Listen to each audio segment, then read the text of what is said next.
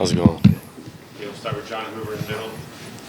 Hey Dillon, welcome to Oklahoma. Thank you. A million questions about Thank why you. you came here and how it happened. Yep. I'd like to ask about your teammates though, and what qualities you have that guys, your teammates gravitate towards you.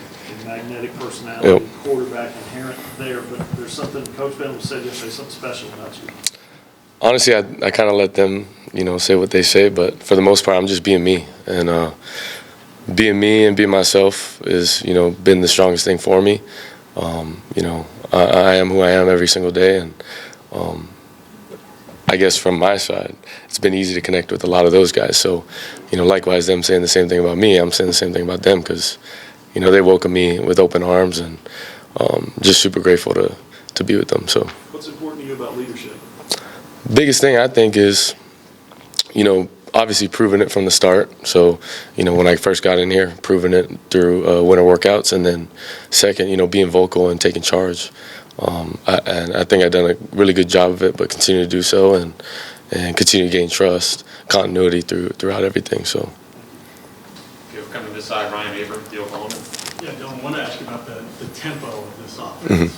When you got to UCF, what was that? Was it difficult to make that adjustment to the tempo that y'all were running there, and what kind of progress have you seen, here just in the first few practices this spring in adjusting to that tempo here? Back at UCF, I think it was a bit easier of a transition just because they had a year under their belt with it, and I was coming in. And, from a quarterback's perspective, you're pushing it, but, the guys lining up helps you push it as well. So here, it's been a transition, but at the same time, they've been really good at it. It's an adjustment as anything, right? But from what I've seen through 5 practices, man, they've been pushing it well. O-line's starting to understand it and kind of get, the gist of it when, ball placement, where to get, and how to get your eyes back, for the receivers. So. Do you like playing at that quick of a tempo, and what does that do for you as far as keeping defenses sort of on the heels? I do. I think you got to utilize it to your advantage, and that's our edge. But I feel like just playing in it, you can take advantage of a lot of opportunities of them not being set, and then likewise, just being able to push it on them. As you start to get into long play drives, you can definitely see defense just start to get a lot more tired, a lot more draggy. But that's where you take advantage. That's where you smell blood in the water, and you continue to push. So. Okay, right side, Jesse Crittenden, Norman transcript. Dylan, good to talk to you today. I Thank wanted you. to ask you just about Coach Levy, just your relationship with him, your comfort in his office. Just what has that been like, working with him before, and what's it like just getting back? I think it goes way back, and just from a trust standpoint, really trusted him, loved playing in his offense, the way he's able to, strategically use people and put them in good positions to go play, and win a lot of ball games while scoring a lot of points. So that's something I really love about it. But, most of all, I just love how he continues to push me to get to levels, I didn't think I had. And, that's obviously why we're, back together. So super grateful for him. And I know every time I've played with him and, throughout just spring ball to fall camps to season, I've progressed in a super positive way. So. Far right side, Gary Neiman, Tulsa World. Hi, Dillon. I was hoping to ask you about something that happened a couple weeks ago, and I saw your reaction on social media about a guy who you got to know at UCF. Yep. Brent Renault, I think is how you pronounce his name. Yep. And was killed over in Ukraine covering what's going on over there. Yep. If you could tell me a little bit about how you got to know him and how you feel about what happened. Yeah, so Brent was filming ESPN series for, I forget what that, some kind of team series, right? And there'd be an episode every week, and we got super close, just during my time being sidelined, and I just learned a lot about him, asked a bunch of questions, because a lot of times, just being on the sideline, you communicate more, and it's a different perspective for me. But just as I got close to him, I mean, just so many stories he would tell me. He had obviously told me about going overseas before, and doing that. And I didn't know he was going, to Ukraine, but man, it's just a crazy story. And I think he'll forever be remembered for how courageous he was. But most of all, he was just a great guy to me. So I just super thankful I got to meet him, and obviously rest in peace to him. But prayers to him and his family. In your tweet, you did talk about, it wasn't just football talk, it sounds like. Yeah. He had came over to, my house when my family would come up, and we had eaten dinner together, and, he'd been in my house, so it was just crazy to, think about, but just a great man, like a true, genuine man, so. Very cool, thanks. For sure. Okay, let's go to Bob Frisbill in the middle, serious group. Dillon, what's been your first impressions of Nick Evers, and how important is it to you to try to mentor him throughout this process? I think he's super talented, obviously can spin the ball, but also just all around a talented guy, And I think, early on, it's just being a freshman, I was in his shoes, right? And I know, he should be in high school right now, but he, took the chance of coming here earlier to learn, to get ahead, and there's going to be challenges regardless, but the way he's continued to fight and learn and continue to grow, I try to give him, 2 cents here and there, but for the most part, man, he knows what he's doing. He knows what he's got to improve on. It's just continuous strain every single day. So. Okay, table on the right, James Hale. Hi, Dillon. This is a new wide receiver core for you. I'm curious what you think of the group, and how far along is your connection with them at this particular time? I think it's farther along than I thought it would be, right? Just with the short amount of time, but I think we sped that up on purpose, just with the QBs and the receivers, knowing that we would have to get ahead so that during spring we could make the necessary things to build the continuity we want, going into summer, fall camp. But I feel really good about it. Winter was really good. Winter workouts, winter throwings.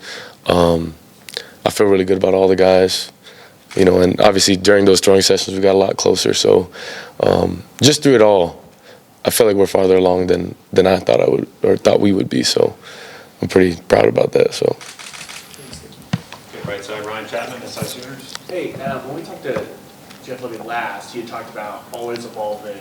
The offense isn't the same from UCF to year 1 to Ole Miss to year 2. So what have you seen from the offense so far that's been different than the last time you ran it? And both with Jeff Levy, what's different about him now that he's been somewhere else before? I mean, in all aspects, right? Like, I think that's the coolest thing about Coach Levy is that he evolved, and he continues to.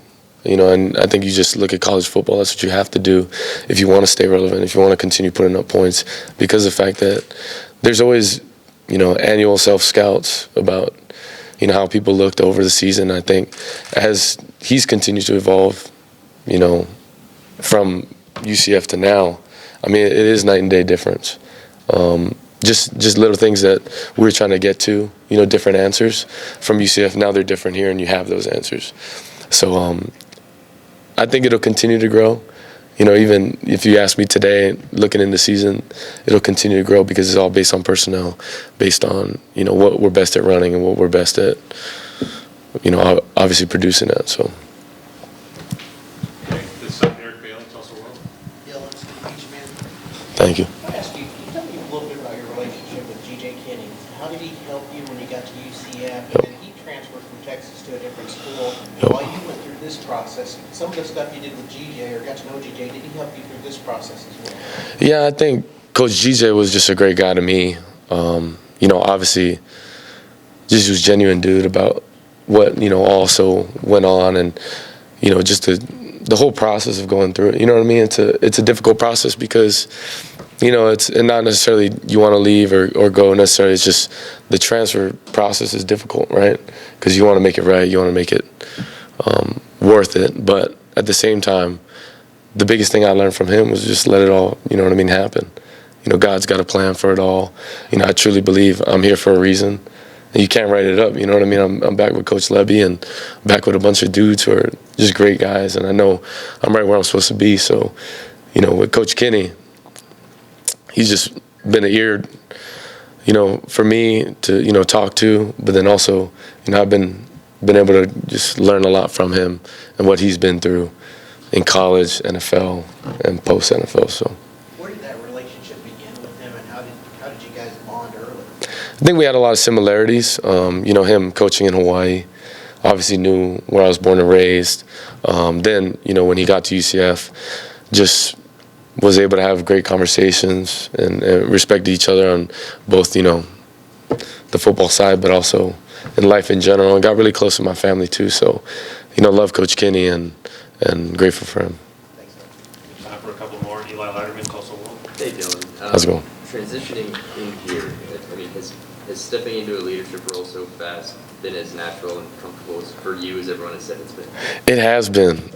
It's weird to say that because, you know, going in, I knew that was the biggest thing is being able to, you know, take over a group and continue to lead them and, you know, build the trust. You know, that was something that was really big, you know, on my part. But how easy it's been, how pure it's been, how genuine it's been, man, I can't thank them enough. And then also just the continuity, man, you can't fake it. It's just real, and it's something that we've worked hard at.